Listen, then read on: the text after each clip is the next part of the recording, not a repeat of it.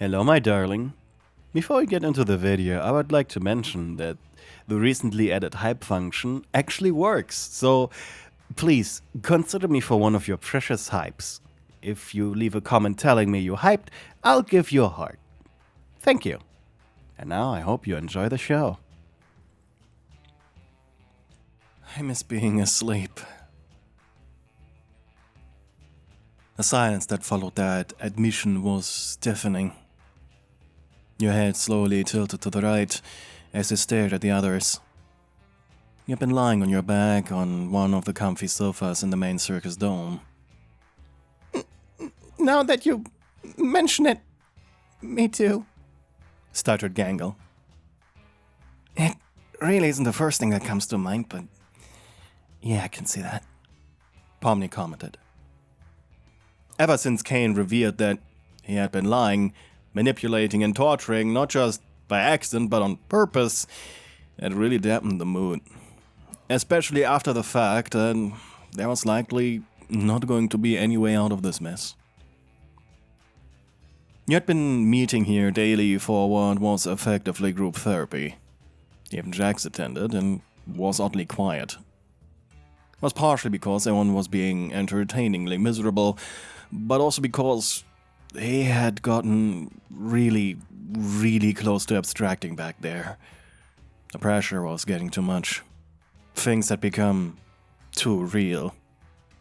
It was no longer play your part. It was no longer thinking this is a game. This was real, and this was the worst of feelings. The feeling of his coping mechanisms crashing down on him like a house of cards made out of metal. More by chance, your eyes met. He held the gaze for a moment before averting. Tickles, have you tried sleeping on your stomach? Asked Ragatha carefully.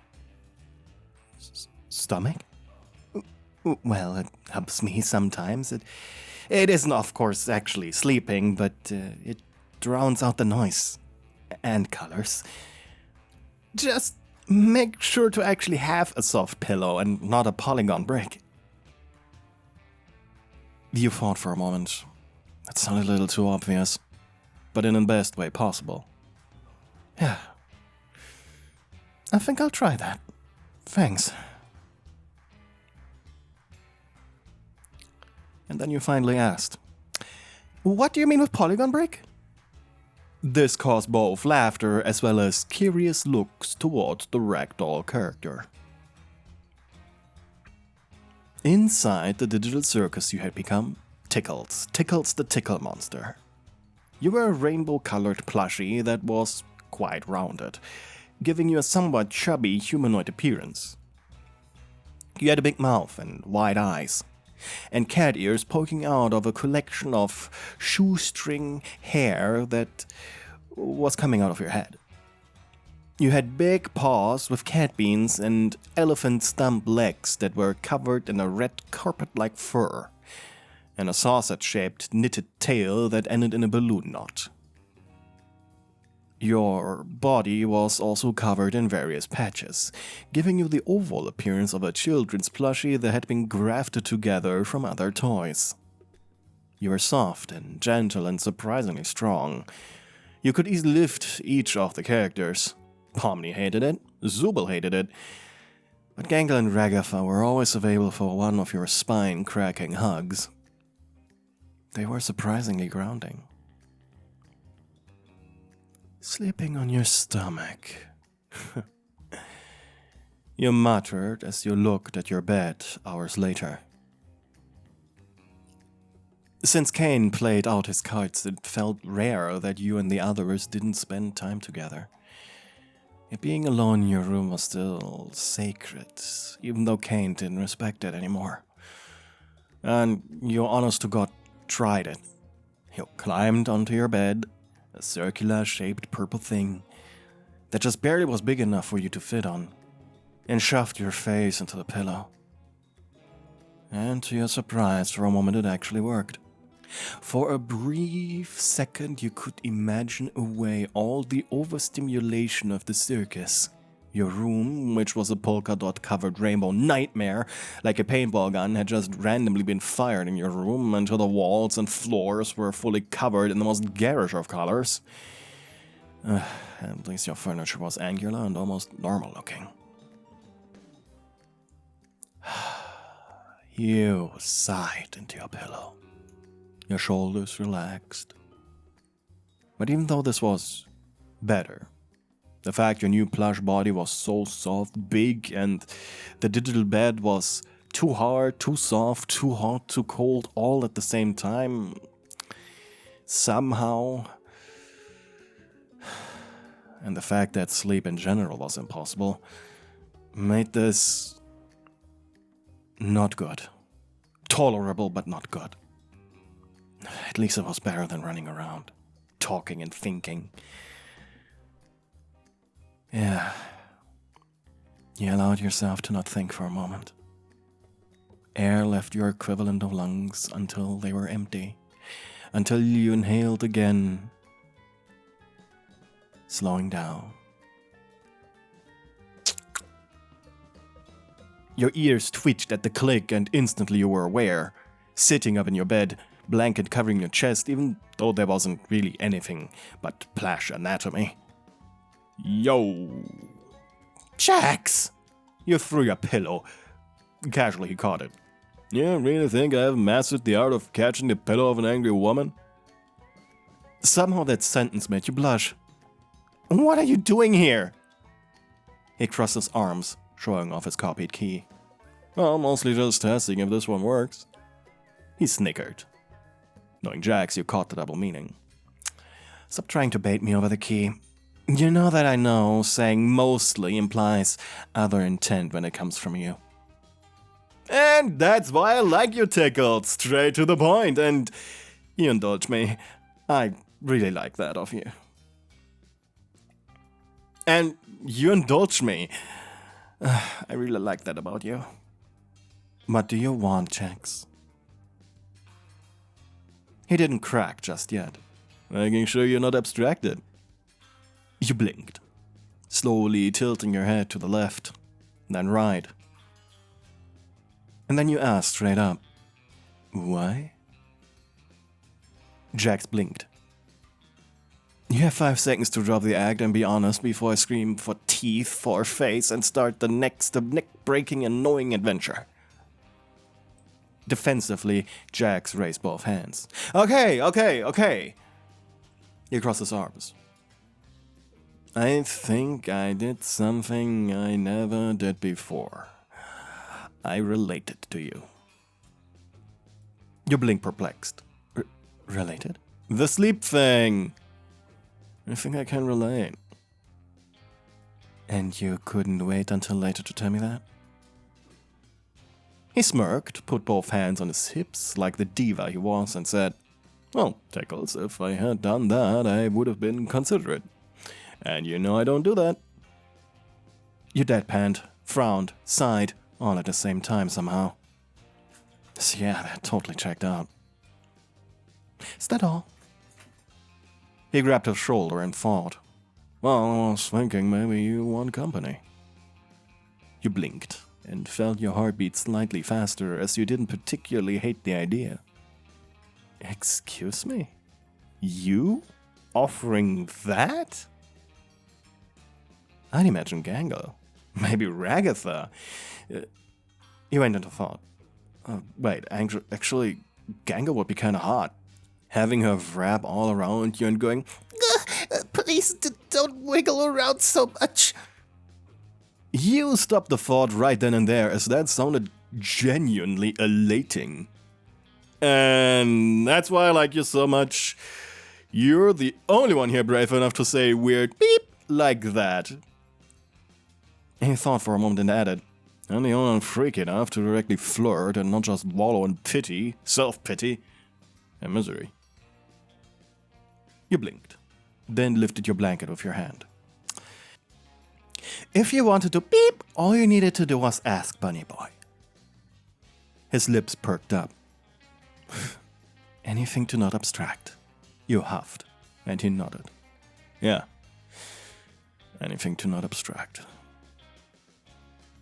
Jack slid into bed with you like he had been waiting for permission long before he asked for it. The mattress dipped hard.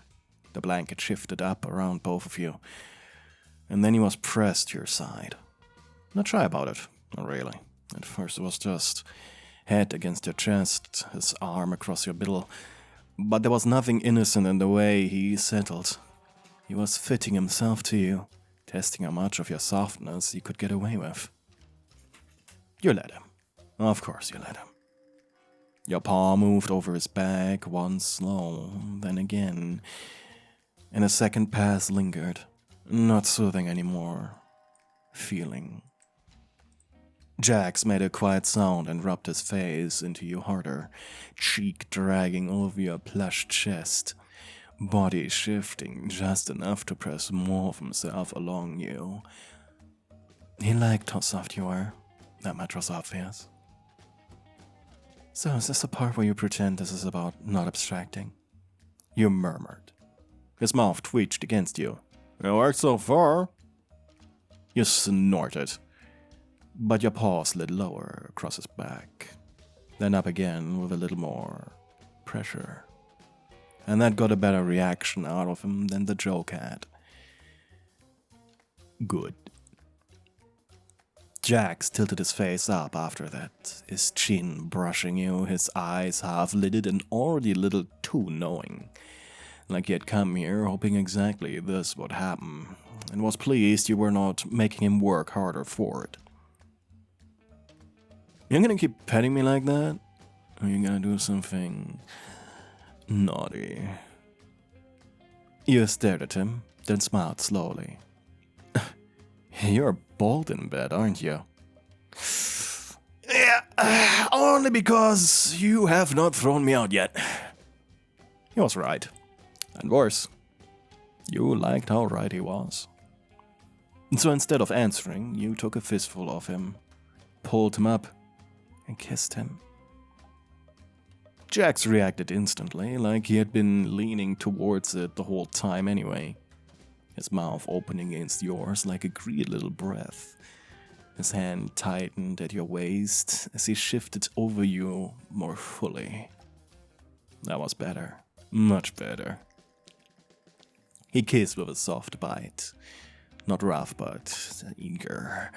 Like once the line was crossed, he saw no point in pretending he wanted less than he did. And you answered him the same way. One paw on his head, the other sliding down his side and back up again, feeling the lean shape of him tense and loosen beneath your touch. He liked that too, apparently, because the second your paw dragged more slowly over his side, the bunny pressed closer, half climbing over you under the blanket. One knee fitting between yours while his mouth kept finding yours again and again. The bed was honestly too small, the blanket was too twisted, and none of that mattered anymore. His hands had gotten bolder now, one still at your waist, the other roaming up your side. Down again, then pressing at your middle like he wanted to feel how much of you gave under his hands. You did give. Warm and plush and more than enough for him to sink into.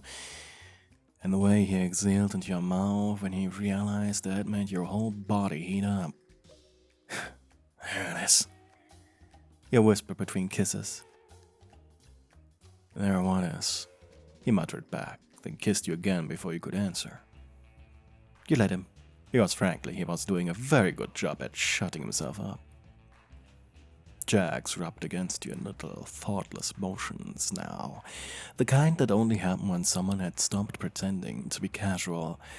His body wanted closer, wanted more contact, wanted you to keep touching him exactly where you were touching him.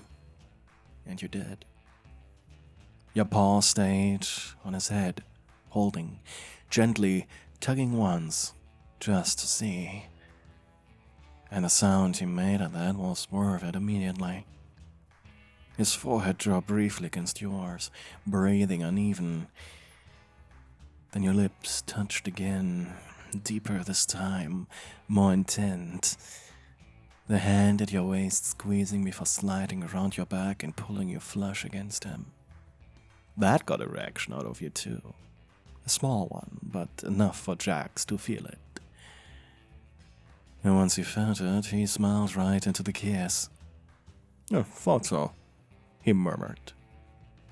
You rolled your hips just enough to shut him up again, and a smug line died in his throat. Now that was satisfying. He broke the kiss with a sharp inhale, ears twitching, then stared at you with that same dazed, heated look, like he could not decide whether he wanted to laugh or kiss you harder. He chose the second option. Good choice. The next stretch blurred a little after that, kissing, rubbing, hands wandering in ways that were far too interested to call comforting. The whole stupid, anything to not abstract excuse had completely fallen apart by now.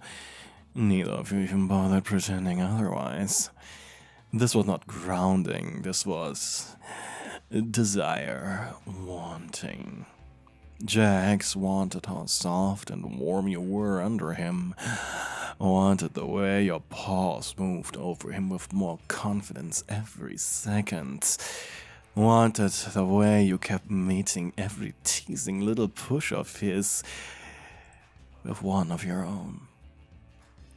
And you wanted to look on his face when you pulled him closer, wanted how quickly he gave up composure the second your paw pressed a little firmer into his side or dragged through his body again, wanted how shamelessly he kept pressing into you like he had been thinking about this for a very long time.